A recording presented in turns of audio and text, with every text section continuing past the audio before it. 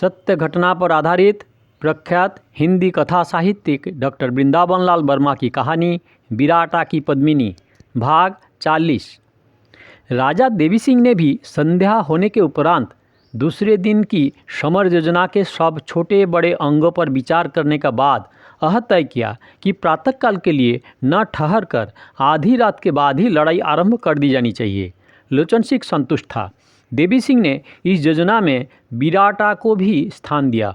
उसने अपना निश्चय जिन शब्दों में प्रकट किया था उसका तात्पर्य यह था, बिराटा व्यर्थ ही हमारे कार्यों में सरलता में बाधा डालता है। प्रातःकाल होने के पूर्व ही उस पर अधिकार कर ही लेना चाहिए। फिर दिन में रामनगर और बिराटा दोनों गढ़ों की तोपों के गोले आलीमर्दान की सेना पर फेंके जाए। इधर लोचन सिंह और जनार्दन खुले में इसकी सेना के पैर उखाड़ दी। दलीप नगर की सेना खुली लड़ाई की आशा की उमंग में 3 दलों में विभक्त होकर सावधानी के साथ आधी रात के बाद आगे बढ़ी। एक दल उत्तर की ओर नदी के किनारे किनारे बिराटा की ओर चला। इसका नायक देवी सिंह था। दूसरा दल जनार्दन के सेनापतित्व में नदी के भरोकों और किनारों को देवी सिंह के दल की ओट बनाता हुआ उसी दिशा में बढ़ा। लोचन सिंह का दल पश्चिम और उत्तर की ओर से चक्कर काटकर आलीमर्दान की सेना को आगे से युद्ध में अटका लेने और पीछे से घेर कर दबा लेने की इच्छा में उमड़ा। बिराटा की गढ़ी में रामनगर पर उस रात कभी थोड़े और कभी बहुत अंतर पर गोले चलते रहे, परंतु देवी सिंह के पूर्व निर्णय के अनुसार रामनगर से उन तोपों का जवाब नहीं दिया जा रहा था। रामनगर के तपंचियों को आदेश दिया जा चुका था कि जब एक बंधा हुआ संकेत उन्हें अपनी क्षेत्रवर्ती सेना से मिले तब ये तोपों में बत्ती दें। लोचन सिंह ने उस रात देवी सिंह के आदेश के अनुसार बहुत सावधानी के साथ कुछ किया। उसने अपने सैनिकों से कहा, बिल्ली की तरह दबे हुए चलो और समय आने पर बिल्ली की तरह ही झपट मारो। थोड़ी देर तक लोचन सिंह और उसके सैनिकों ने इस सतर्क वृत्ति का पूरी तरह पालन किया, परंतु पग पग पर लोचन सिंह को उसका अधिक समय तक पालन कर पाना दुष्कर और दुस्सह जाने पड़ने लगा। मार्ग बहुत बिहड़ थी, ऊंचा नीचा था। सावधानी के साथ उस पर चलना संभव न था, किंतु अनिवार्य था। परंतु जहाँ मार्ग सुधरा और विस्तृत मैदान पर होकर गया था, वहाँ सावधानी का व्रत बनाए रखना स्थिति की व्यग्रता और लोचन सिंह की प्रकृति के विरुद्ध था। इसीलिए लोचन सिंह अपनी दल के आगे निरुद्ध उमंग से प्रेरित होता हुआ सपाटे के साथ बढ़ने लगा।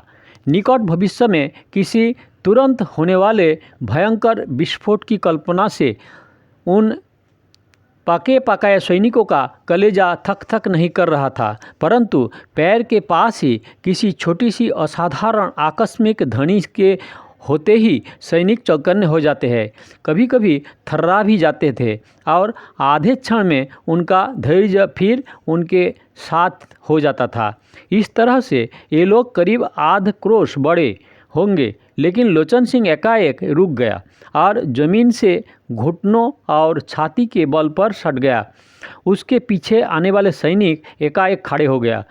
उनके चलते रहने से जो शब्द हो रहा था वह मानो सिमट कर केंद्रित हो गया और एक बड़ी गूंज सी उस जंगल में उठकर फैल गई। आकाश में चंद्रमा न था। बड़े बड़े और छोटे छोटे तारे प्रभा में डूबते उतारते से मालूम पड़ते थे। छोटे तारे टिमटिम रहे थे। तारिकाएँ अपनी रेखामयी आभा आकाश पर खींच रही थी। पक्षी भर भरा कर वृक्ष से उड़ जाते थे।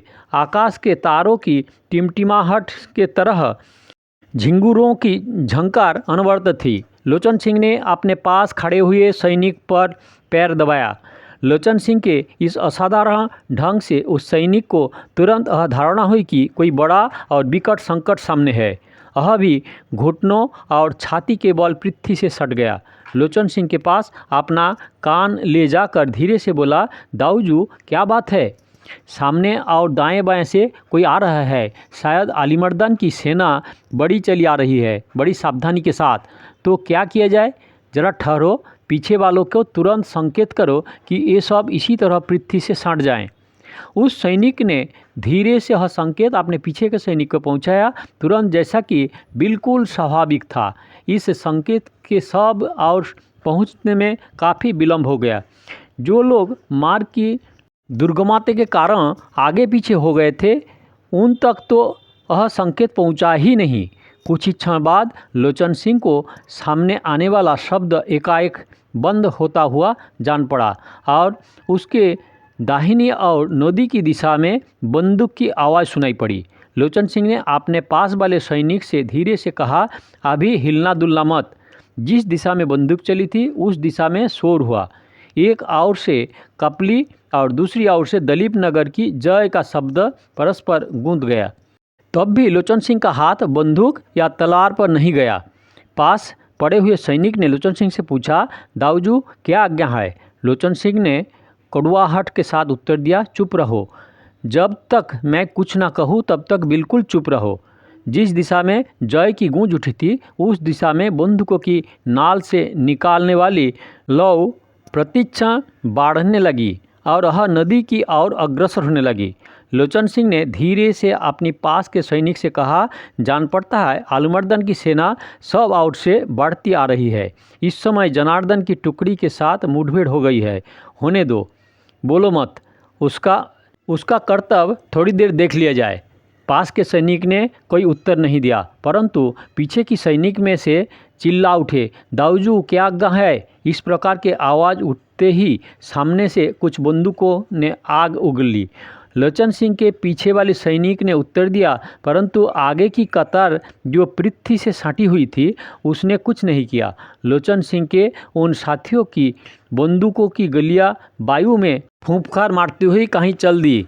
किसी के बालों के उन्होंने न छुआ होगा, परंतु आलिमर्दान की सेना के उस दल की वाड़ ने लोचन सिंह के कोई सैनिक को हताहत कर दिया। इसका पता लोचन सिंह को उनके कराहने से तुरंत लग गया। बहुत शीघ्र लोचन सिंह की दहानी और लड़ाई ने गहरा रंग पकड़ा। उसकी टुकड़ी का एक भाग और जनार्दन की सेना का बड़ा खंड उसी केंद्र पर सिमट पड़े। देवी सिंह नदी किनारे पर अपने दल को लिए स्थित हो गया। लोचन सिंह के निकटवर्ती सैनिक सोचने लगे कि यह कहीं बौरा तो नहीं गया, नहीं तो ऐसा कि कर्तव्य विमूढ़ क्यों हो जाता। आलिमर्दान की सेना ने उस भाग ने जो लोचन सिंह के सामने था सोचा कि इस और क्षेत्र रीता है, वह बड़ा। जब वह लोचन सिंह के बहुत पास आ गया तब तारों की प्रकाश में लोचन सिंह को एक बढ़ता हुआ झुरमुट सा जान पड़ा। लोचन सिंह ने कड़क कर बोला, दागो। पृथ्वी से साटे हुए उनके सैनिक ने बंदूक की बाढ़ एक साथ दागी। पीछे सैनिक ने गोली चलाई। इस बाढ़ से कल्पी की सेना का वह भाग बीच सा गया। थोड़ी देर में बंदूकों को फिर भरकर लोचन सिंह अपने उस दल को झपट कर लेकर बढ़ा। कल्पी की सेना के योद्धा भी इस मुठभेड़ के लिए सन्नद्ध थे। एक क्षण में ही बंदूकें ने आगे और लोहा उगाला। फिर धीरे धीरे बंदूकों की ध्वनि कम और तलवारों की झंझनाहट अधिक बढ़ने लगी। लोचन सिंह पल पल पर अपने दल के एक भाग के साथ आगे बढ़ रहा था, परंतु वह नदी के बार बार दूर होता चला जा रहा था। उसके दल का दूसरा भाग नदी की ओर कट कर आगे पीछे होता जा रहा था। उसी ओर से जनार्दन का दल खूब घमासान करने में लग पड़ा था। कल्पी की सेना का भी अधिकांश भाग इसी ओर पिल पड़ा। कुछ घड़ियों पीछे आलिमर्दान के सरदार को मालूम हुआ कि दलीप नगर की एक सेना का भाग उसके पीछे घूमकर युद्ध करता हुआ बढ़ रहा था। वह धीरे धीरे पीछे हटने लगा, परंतु लोचन सिंह के बढ़ते हुए दबाव का विरोध करने के लिए उसे जाना पड़ा। युद्ध कभी थमकर और कभी बढ़ घटकर होने लगा। अंधेरे में मित्र शत्रु की पहचान लगभग असंभव हो गया। सैनिक केवल एक धुंध में मस्त थे। जब तक वह में बल है, अपने पास वाले को तलवार के घाट उतारूं। मुसलमान नायक छठी रानी गमती और रामदयाल के साथ साथ जिस प्रकार घुमाना चाहता था, ये नदी घूम पाते थे, इसीलिए उसकी प्रगति को बड़ी बाधा पहुंच रही थी। तो भी अस्थिर चित्त होने का कारण धैर्य और चतुरता के साथ सैन्य संचालन कर रहा था। जिस स्थान पर लचन सिंह के दल के साथ उसकी टुकड़ी की मुठभेड़ हो गई थी, वहाँ पर वह न था। वह जनार्दन के मुकाबले में था। लड़ाई के आरंभ में जितना उत्साह गोमती के मन में था, उतना 2 घंटे पीछे न रहा। वह बचकर युद्ध में भाग ले रही थी और रानी बढ़ कर। रामदयाल प्राय गोमती के साथ रहता था। रानी को बार बार इस बात का बोध होता था कि और बार बार वह एक अनुद्दिष्ट क्रोध से भभक उठती थी, परंतु थोड़ी ही देर में उन्हें भी भान होने लगा कि हाथ उस तेजी के साथ काम नहीं करता जैसा प्रारंभ में कर रहा था। वह भी पीछे हटी। मुसलमान नायक की एक चिंता कम हुई। वह संभाल कर डांट कर लड़ना चाहता था, परंतु अंधेरी रात में अपनी इच्छा के ठीक अनुकूल सारी सेना का संचालन करना उसके लिए क्या किसी के लिए भी असंभव था। इधर उधर सारी सेना गुथ गई। कोई नियम या संयम नहीं रहा। केवल लचन सिंह के साथ सैनिक का एक खंड और देवी सिंह का दल इस पक्ष का और मुसलमान नायक के निकटवर्ती सैनिक का भाग और बिराटा की ओर अग्रसर होता हुआ अलीमर्दन का दल उस पक्ष का ये लड़ाई में कोई बड़ा भाग न लेने के कारण कुछ व्यवस्थित थे। अलीमर्दन का दूसरा दल कुछ दूरी पर मुस्तैद खड़ा था। वह बिल्कुल सुख व्यवस्थित और किसी अवसर की ताक में था, परंतु सभी दल उमंग के साथ आगे अपने कार्य में दत्तचित्त हो जाने का बाद शीघ्र प्रातःकाल होने के लिए लालायित हो रहे थे। रामनगर से बिराटा पर तोपों नहीं चल रही थी। बिराटा से इसी कारण उत्तरोत्तर तोपों की बाढ़ बढ़ने लगी। कोई निशाना चुकता था और कोई लगता। रामनगर की अस्त व्यस्त दीवारें और दृढ़ बुर्ज धीरे धीरे भर कर टूट रहे थे। गढ़वर्ती सैनिक की चिंता पल पल भर बढ़ती जा रही थी, परंतु देवी सिंह का बंधा हुआ संकेत अभी तक नहीं मिला था। देवी सिंह ठीक नहीं किनारे था। दोनों किनारों के भीतर तोपों और बंदूकों की आवाज़ दुगुनी चौगुनी होकर गर्जन कर रही थी। घायलों की चित्कार धूम धड़ाके के साथ हुए सन्नाटे के बीच में चीर सा देता था। बेतवा अपने अनुक्षण कलरव के साथ चलती चली जा रही थी। तारों का नृत्य बेतवा की जलराशि पर अनवरत रूप से होता रहा था। राजा ने अपने पास खड़े हुए एक सरदार से कहा, यदि कुंजर सिंह थोड़े समय के लिए भी अपनी मूर्खता के साथ संधि कर ले तो आज का युद्ध अलीमर्दन के लिए अंतिम हो जाए। एक क्षण बाद बोला, आज रात शायद रामनगर से तोप चलाने का अवसर ही न आए। सरदार ने कोई मंतव्य प्रकट नहीं किया, परंतु प्रश्नसूचक दृष्टि से उसकी ओर देखा, इसलिए कि देवी सिंह ने उत्तर दिया, रामनगर से तोप चलते ही बिराटा का नदी कुल भी बिल्कुल सतर्क हो जाएगा और हम लोग आसानी से बिराटा की गढ़ी में प्रवेश न कर पाएंगे। इसके बाद देवी सिंह अपने दल को लेकर बहुत धीरे धीरे और सावधानी के साथ बिराटा के ओर बढ़ा। रात की उसी उथल पुथल के सचेत बिराटा को और भी सचेत कर दिया। बिराटा में थोड़े से सैनिक थे। साधारण बने रहने में ही उसकी रक्षा थी। उस रात के भयानक हल्ले और साधारण आक्रमण ने बिराटा के प्रत्येक शस्त्रधारी को किसी अनहोनी के लिए बिल्कुल तैयार कर दिया। उस रात जब देवी सिंह की अलीमर्दन के दलों से टक्कर नहीं हुई थी, तब तक कुंजर के तोपों केवल इस बात का प्रमाण देती रही कि उसके तोपंची सोए नहीं है, परंतु जब बंदूकों की बाड़े उन दोनों दलों की भभकी तक किसी संकट के तुरंत सिर पर आ पड़ने की आशंका ने कुंजर सिंह को बहुत सक्रिय कर दिया। आक्रमणों के होने के कुछ घड़ी पीछे ही अलीमर्दन अपने दल के साथ बिराटा के नीचे नदी के किनारे आ गया। उसके बिल्कुल पास ही देवी सिंह का दल भी आकर ठिठक गया था, परंतु दोनों इतनी सावधानी से चल रहे थे कि एक ने दूसरे की गति को नहीं समझ पाया था। तो भी बिराटा के सतर्क योद्धा की दृष्टि से उन दोनों की गतिविधि न बच पाई। उसने तुरंत अपने गढ़ में इसकी सूचना दी।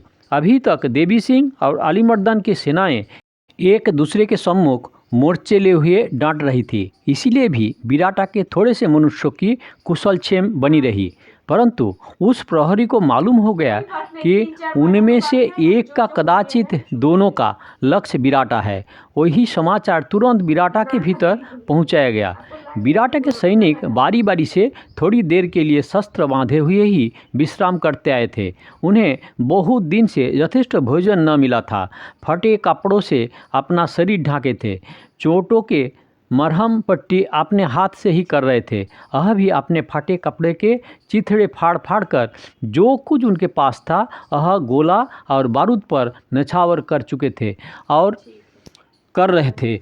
जो कुछ हथियार उनके पास थे उन्हें अच्छी हालत में रखने की चेष्टा करते थे, परंतु उनकी भी बहुतायत न थी। हथियार उनके साफ सुथरे थे, परंतु शरीर धूल और पसीने में ऐसे सने हुए थे, उनकी त्वचा की प्रकृति रंग का एकाएक पता लगाना कठिन हो गया था। आंखें धंस गई थी, गल की हड्डियां तीव्रता के साथ ऊपर उठ गई थी, बाल बढ़ गए थे, हृदय की ज्वाला आँखों में आ बैठी थी। परंतु जंगली पशुओं की तरह दिखाई देने वाले उन लोगों की आँखों में कभी कभी जो मर मिटने की दृढ़ता छलक उठती थी, वह निराशा के घास फूस के ढेर में उज्ज्वल अंगार की तरह थी। टूटी फूटी गड़ी पर अस्त व्यस्त शरीर के रखवाली के जीवन में आभा की ग्रसने के लिए राहु केतु की तरह ही दो तरफ से दो अलग अलग उद्देश्यों से प्रेरित होकर दलीप नगर और कल्पी के सुसज्जित योद्धा पील पड़ने को ही थे। दो वक्र रेखाओं की तरह वे दोनों एक ही केंद्र पर सिमट पड़ने के लिए खींचने को ही थे। प्रहरी के समाचार को पाते ही जैसे प्रचंड झंझावात से प्रल्लभ झकझोर खा जाते हैं, ऐसे ही सफदर सिंह और उसकी सेना, जिसे फटियल लड़ाकुओं की भीड़ की उपाधि से ही संबोधित किया जा सकता है, विश्राम और थकावट से उचटकर सजाग हो गई और एक मार्के के ठोर पर इकट्ठी हो गई। सफदर सिंह थोड़ा ही सो पाया था, धंसी हुई आंखों के पोंछता पाछता आ गया। कुंजर सिंह भी अपने तोपंचियों को कुछ सलाह देकर उसी समय आया। एक बड़े चौपल के पेड़ के नीचे से सब इकट्ठे हो गया। कुंजर सिंह ने कहा, आज हम लोगों की विजय रात्रि है, कदाचित अंतिम भी। सफदर सिंह बोला, क्यों? कुंजर सिंह ने जरा आश्चर्य के साथ कहा, मैं यदि गलती नहीं कर रहा हूँ तो रामनगर की गढ़ी मेरी तोपों ने ध्वस्त कर दी है। अलीमर्दन और देवी सिंह की सेनाएं सवेरा होते होते आपस में लड़ कट कर समाप्त हो जाती है, तब कल विजय अवश्यंभावी है। सफदर ने क्षीण मुस्कुराहट के साथ उत्तर दिया, हमें जो समाचार अभी मिला है वह किसी दूसरे भविष्य की ही सूचना देता है। अलीमर्दन की सेना का एक बड़ा भाग किनारे पर आ पहुंची है। दूसरी ओर से देवी सिंह का एक दल भी निकट आ गया है। रामनगर पर गोले चलाने में कोई बुद्धिमानी नहीं जान पड़ती। जरा उद्धत स्वर में कुंजर सिंह ने कहा, तब किस बात में बुद्धिमानी है? मरने में। तीक्ष्णता के साथ सफदर सिंह बोला, मरने में। देवी सिंह से कोई सहायता प्राप्त नहीं हो सकती। उस ओर से हम बिल्कुल निराश हो चुके हैं। एक एक पल हमारे लिए बहुमूल्य है। मालूम नहीं कब अलीमर्दन की सेना यहाँ घुस पड़े और हमारी मर्यादा पर आ बने। कुंजर सिंह ने कुछ सोचकर कहा, तब मैं मैदान की ओर तोपों को मुँह फेरता हूँ, उन्हें छठी का दूध याद आएगा। और एक ही क्षण पश्चात सफदर सिंह जरा रोषपूर्ण स्वर से बोला, उन सबको अपनी प्रबल और हमारी ही स्थिति का भी स्मरण हो जाएगा। कुंवर साहब, यह लड़ाई काल से और अधिक आगे नहीं जाएगा। इस मंतव्य पर कुंजर सिंह को कुछ कहने का साहस नहीं हुआ और लोगों में से भी कोई कुछ न बोला। सफदर सिंह ने और परंतु दृढ़ता के साथ कहा, हम लोगों ने संधि के धर्मसम्मत सब उपाय कर छोड़े। अलीमर्दन हमारी मर्यादा चाहता है, हम उसे नहीं देंगे। बाहर से अब किसी सहायता की कोई आशा नहीं है, इसलिए मेरी समझ में केवल एक उपाय आता है। उपस्थित लोगों की दृष्टियाँ तारों की क्षण प्रकाश में उस उपाय के सुनने के लिए सफदर सिंह की ओर घिर गई। सफदर सिंह ने उसी दृढ़ स्वर से कहा, हम सब गढ़ी से निकालकर शत्रुओं से लड़ते लड़ते मरें, किसी को इनकार हो तो वह कह डालने में संकोच ना करे। कोई ना बोला। सफदर सिंह कहता गया, परंतु हम अपने पीछे अपने बाल बच्चों को अनाथ नहीं छोड़ सकते। अभी बहू बेटिया को मुसलमानों के घरों में भेजने से जो कालिक हमारे नाम पर लगेगी उसे सहस्र गंगा नदियाँ नहीं धो सकेंगे। इसलिए ग्वालियर, चित्तौड़ और चंदेरी में जो कुछ हुआ था वही बिराटा में भी है। वह क्या? जरा व्याकुलता के साथ कुंजर सिंह ने प्रश्न किया। जौहर। धीरज के साथ सफदर सिंह ने उत्तर दिया, हमारी स्त्रियां और बच्चे हम सबको मरा हुआ समझकर चेतन चिता पर चढ़ जाएंगे और हम सब थोड़े समय बाद ही अपने तलवारें के विमान पर बैठकर उससे स्वर्ग में जा मिलेंगे। कुंजर सिंह को यह काव्यात्मक कल्पना कुछ कम पसंद आई। बोला, मुझे यह बहुत अनुचित जान पड़ता है। जिन बालकों को गोद में खिलाया है, जिन स्त्रियों के कोमल कंठों की आशीर्वाद से बाहों में बल पाया है, उन्हें अपनी आँखों जीते जी खाक होते हुए कभी नहीं देखा जा सकता। जब लोग सुनेंगे कि हमने अपने हाथों से निर्दय बालकों को जला मारा, तब क्या कहेंगे? सफदर सिंह ने कहा, क्या कहेंगे? कहे, हमारे मर जाने का पीछे लोग हमारे लिए क्या कहते हैं उसे हम नहीं सुनेंगे। और फिर ऐसी अवस्था में हमारे बड़ों ने भी जगह जगह वही किया है जहाँ कदापि ना हो। कुंजर सिंह बोला, इसमें संदेह नहीं है कि जैसे सो जाने का बाद कुछ पता नहीं रहता कि क्या हो गया है, ऐसे ही मर जाने का बाद की अवस्था है। इसीलिए जीते ही ऐसा काम क्यों किया जाए कि मरने का समय जिसके लिए पछताना हो और आसानी के साथ मरने में बाधा पहुँचे। दर्शन शास्त्र की इस संगत व असंगत बात के समझने की चेष्टा न करके सफदर सिंह ने क्षीण स्वर से कहा, हम लोग कोई दिन से यही बात सोच रहे हैं। मरने से यहाँ कहीं नहीं डरता, परंतु हमारे पीछे जो विधवाएं और अनाथ होंगे उनकी कल्पना कलेजे के तड़पा देती है। क्या पहले कभी विधवा व अनाथ नहीं हुए हैं?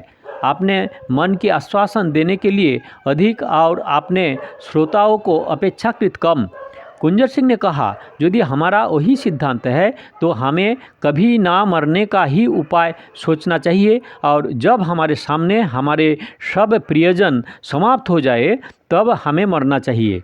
जब रण क्षेत्र में सैनिक जाता है तब क्या सोच विचार लेकर जाता है? चलो हम सब मरने के लिए बढ़े, एक एक प्राण का मूल्य 100 प्राण लें और अपने बाल बच्चों को परमात्मा को भरोसे छोड़े। उनके लिए हमें इसलिए भी नहीं डरना चाहिए कि हमारे विरोधियों में अनेक हिंदू भी है। सफदर सिंह के साथियों ने इस बात को मान लिया। ये सब मरने से नहीं हिचकते हैं, परंतु अपने नन्हे नन्हे बच्चों को अपने हाथ से नष्ट नहीं कर सकते थे। परंतु उनमें से एक असाधारण उत्साह के साथ बोला, केसरिया बाना हम अवश्य पहनेंगे। मत के साथ हमारा ब्याह होना है। यह सादा कपड़ा पहनकर दूल्हा नहीं बनेंगे। और विपत्तियों में भी मनुष्य का साथ हंसी नहीं छोड़ती। ये सब इस बात पर थोड़े हंसे और सभी ने इस बेतुकी सी बात को पसंद किया। सफदर सिंह बोला, परंतु केसर शायद ही बिराटा भर में किसी के घर मिले। उन सैनिकों में से जिसने दूल्हा बनाने का प्रस्ताव किया था कहा, मैं अभी ढूंढ कर लाता हूँ। केसर न मिलेगी तो हल्दी तो मिलेगी। मौत के हाथ में ही तो उसी से पीले होंगे। और तुरंत वहाँ से अदृश्य हो गया।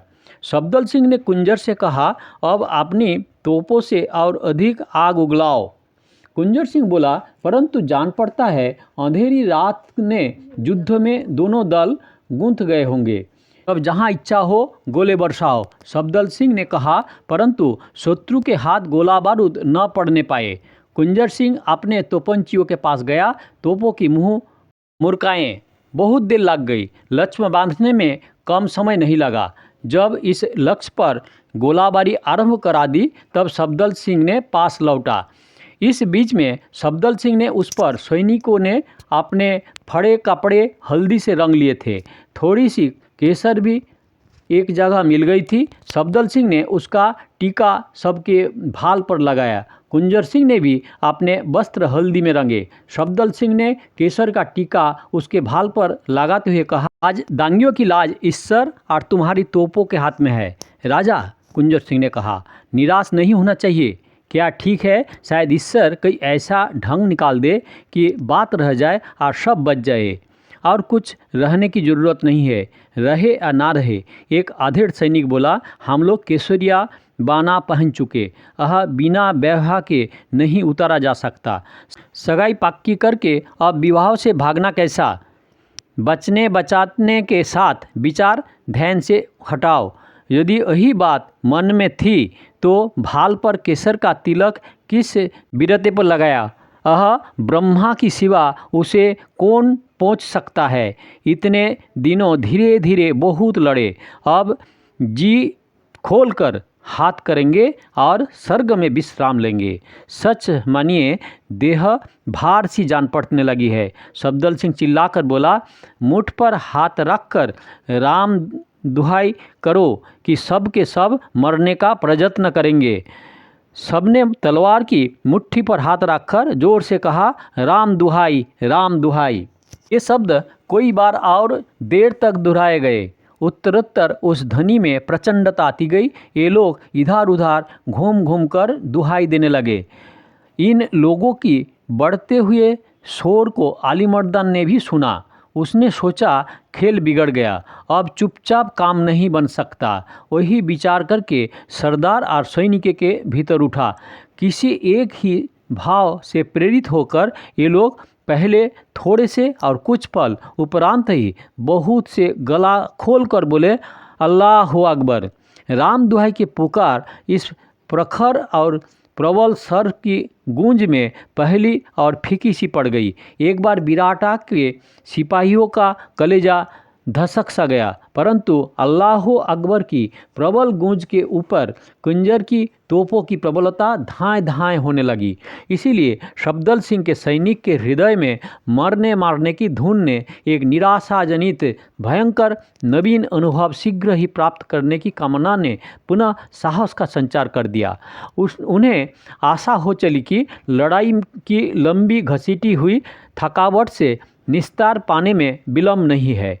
देवी सिंह में भी राम दुहाई और अल्लाह अकबर के जय जयकार सुनने और उससे भी अपनी योजना को बदलना पड़ा। उसने सोचा, आली मर्दान बिराटा पर आक्रमण करना ही चाहता है। अब किसी उपयुक्त अवसर की बाट जोतना बिल्कुल व्यर्थ है। बिराटा पर जिसका अधिकार पहले होगा वही ही युद्ध को जीतने की आशा करे। इन मूर्खों की तोपें बिना किसी भेद के गोले बरसा रही है। यदि शीघ्र हमारे हाथ में आ गई तो हम रामनगर और बिराटा दोनों को स्थानों से आली मर्दान के सेना को कुचल सकेंगे। अपनी सेना लेकर जरा और आगे बढ़ा। सवेरा होते होते 2-3 घंटे की देर थी।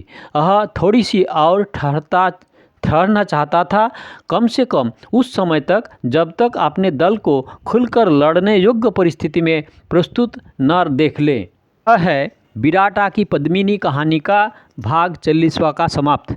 दया करके सब्सक्राइब करें, लाइक करें, शेयर करें और शुरू से देखने के लिए काकन बस में क्लिक करके वीडियो देखें और आगे का वीडियो के लिए दया करके इंतज़ार करें।